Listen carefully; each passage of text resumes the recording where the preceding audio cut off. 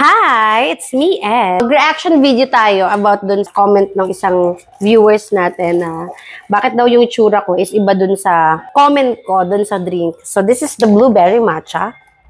This is the second time I try the blueberry matcha.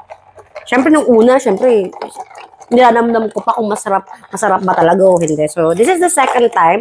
So, this is my reaction.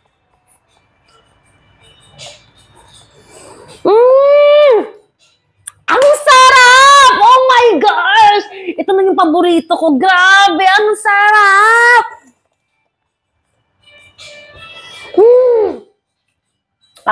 Ang sarap talaga nga. As in, if you're a matcha lover, this twist is gonna be your favorite.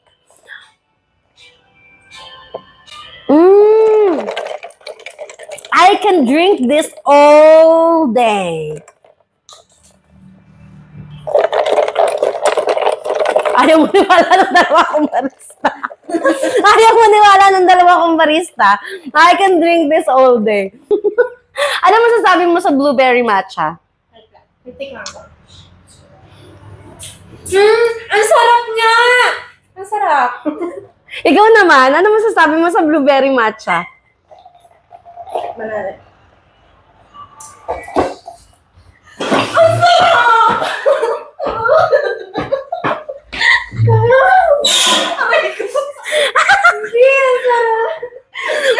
Ang sarap ng action namin masarap talaga yung blueberry matcha. Kaya pumunta na kayo dito sa cafe namin. Ang sarap! Ay, ba talaga siya?